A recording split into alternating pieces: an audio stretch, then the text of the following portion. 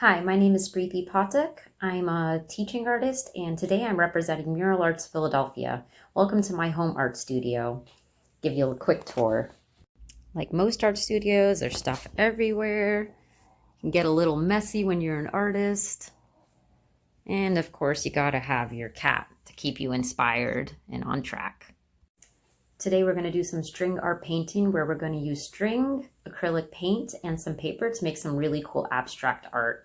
But before we get started, I would like us to do our 60-second Comm Opener together. All my AIC students already know the drill, but for everyone else, I'm going to go over the instructions.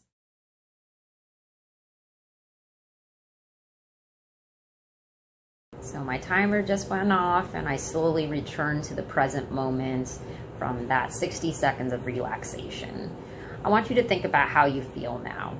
If you want, you can share that in the comments, or you can just reflect on it on your own. You could also journal about it. It is nice to track how you're feeling day by day when you start practicing the 60-second calm to see the changes. And of course, with time, you can always increase how long you sit in that silence with your eyes closed without any distractions.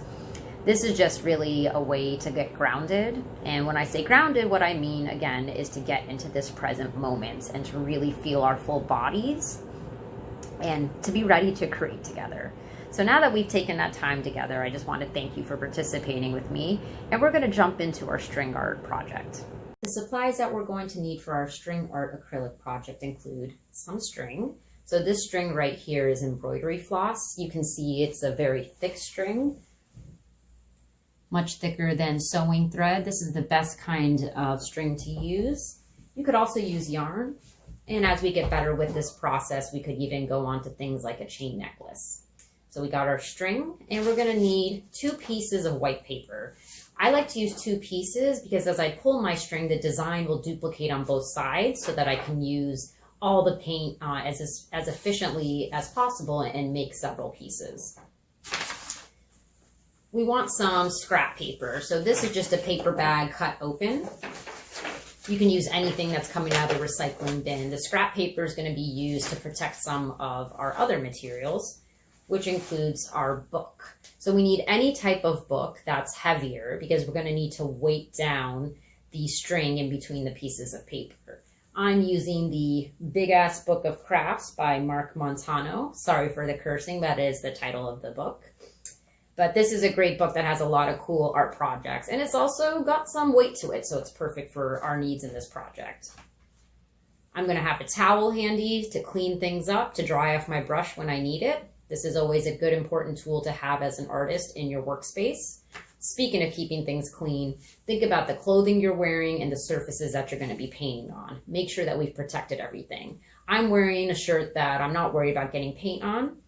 And in my home, I have my studio covered with plastic. So there's some plastic over my table. And then I also use these plastic placemats, which are a great surface to use to just catch any extra paint. You could use paper bags, newspaper, any old cloth, just anything that protects the surfaces. We want to make sure we're mindful of the other people in the space, such as our caregivers or our roommates. So other tools include a paintbrush, some acrylic paints. We could just use one color. We could use multiple colors. I'm going to start with 3, and I'm going to show us how to do it with just one color and then the difference when we use the 3 colors. We'll need some type of tray for our paint. You could use a paper plate. You could cut a cardboard box down and use that as well to pour paint on and then throw it out after you're done or hold on to it for future use. And then we also want some water. We always need some water when we're painting. This is my trusty Chinese food takeout container, and I got just some basic tap water in there, and I think we're all set. I would like to share some examples of what our finished pieces are going to look like. So here is one piece of string art that I had made. You can see I used the multiple colors in this piece right here. This was the paper that I laid on top of that piece, so you can see I got this really cool abstract effect when I kept using the same piece of paper as my lay paper over my design and my string. And this is one that I tried to do on a piece of a paper bag. Since this surface isn't as smooth, it didn't come out as smooth and consistent, but as you can see, it still made a really cool abstract design. So those are just some different ways that we can do this project, some different final results. We're going to start with one color to check out what it looks like to create our string art with just one color. I'm going to start out with my carousel pink that I have here, acrylic paint. Give it a little shake, make sure it's nice and mixed together. And I'm going to pour a little bit on the tray. You can see just a nice little blob of paint. And I'm going to take my string. I'm actually going to grab my water at this point, move my paper out of the way so it doesn't get wet, and just dip my string. I've been using the same string over and over again, so it gets a little stiff. This water will make sure it just flows nicely when I pull it through the paper. And I'm just going to squeeze out all the excess water. I got my towel over here to dry my hands off and my string a little. And I can get my water out of the way. So there's many ways that we can dip this into the string, and you can find whatever method works best for you. What I like to do is coil up my string, leaving a little tail at the end. So you can see I coiled it together like this so it's nice and close, and then left a little tail because that's what I'm going to be using when I pull through. I'm going to take this and place it on my paint. And I'm now going to take my paintbrush and start dabbing that paint all over that little coil of string that I created. So you can see right here, I'm just dabbing the paint, trying to get it as saturated or covered in paint as possible.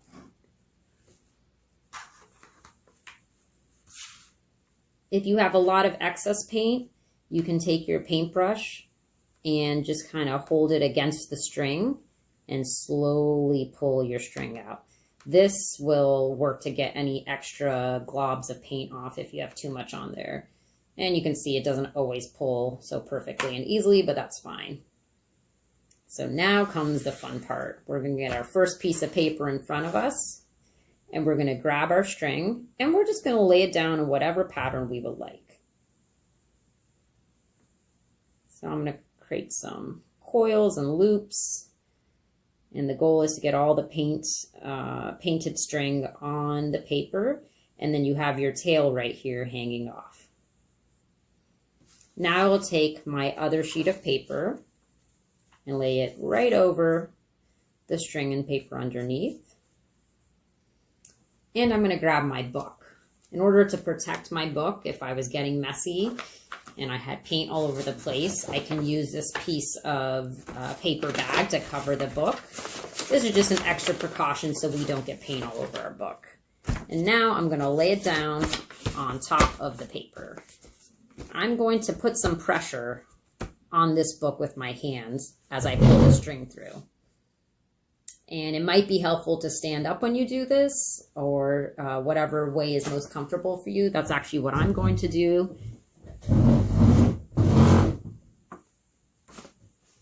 And now I have my tail right here of the string, and I'm going to start gently pulling with just a little bit of pressure on the book.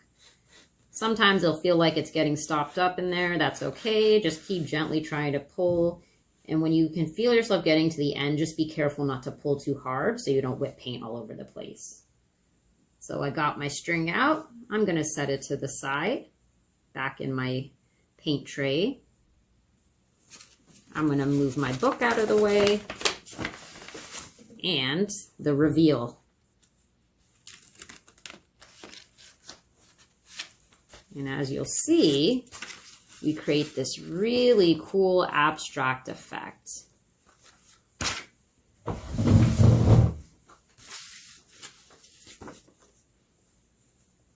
So there's the finished piece, and I'll get a little closer so you can see the detail. So you can see as the string pulled, it created this great texture and shading to the piece. Some people see flowers in there. You might just see a cool pattern. So you can start thinking what shapes you see in these. And then as you can see, the paper that I was laying over it, the protective paper, has the same design on it. So at this point, we could stop with the string and start adding in details with the paintbrush and some paint.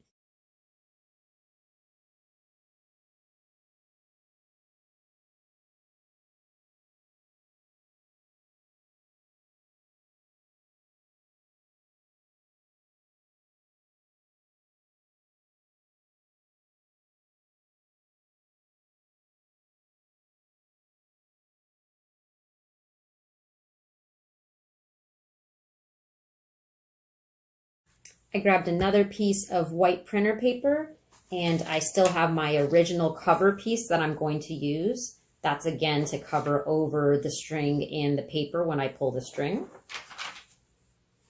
And I have my string, so I'm going to grab my water, move my paper out of the way to keep it protected. I'm going to dip this in the water just to get some of that paint out and to keep the string nice and flowy. Pull that out of the water and grab our towel. Dry that off a bit. Set that to the side. Always remember, in between, while we have our paintbrushes sitting, we want to always put them in water. We can give them a little dab and just let them rest in the water. This way the paint doesn't dry on our paintbrush and ruin it. I'm going to take that first paintbrush that I was using and do the same thing. And since I'm going to need this paintbrush, I'm going to tap the water out, tap it on my towel to get out excess water, and just set that to the side.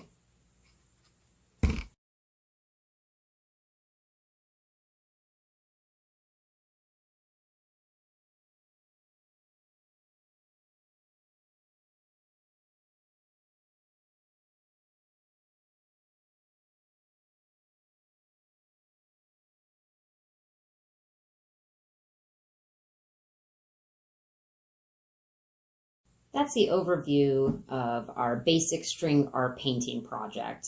I'm going to hold up the finished pieces one more time so we can get a look at them.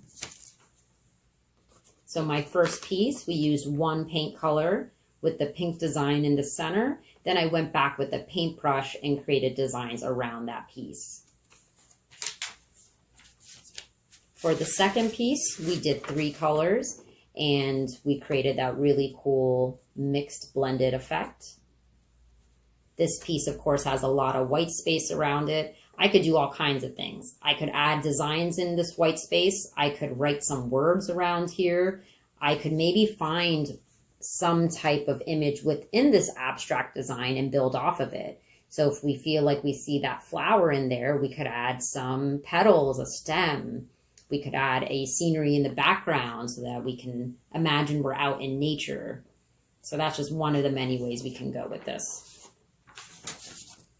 And then also that cover sheet, which creates its own really cool artwork. So we can have some fun in the white space of this piece as well. Another idea could be to cut out the design and use it in collage work. Maybe you have a collage piece you're already working on, and this would be a great thing to add in. Now that we're done with our project, the final most important step for any artist is cleanup. So we want to make sure we put those paintbrushes back in our water and then take this to a sink and clean them out thoroughly. We're going to run our paintbrushes under the water for a little bit to get all the paint out. When we dry them, we want to stick them in our empty water bucket face up so that the water drips down and doesn't ruin our paintbrush. We want to wipe off all the surfaces that we worked on and, of course, wash our hands with soap and water for 20 seconds. Thank you so much for joining me today. I look forward to working on other art projects with you in the future. I'm Preeti Pathak with Mural Arts Philadelphia. Have a great day.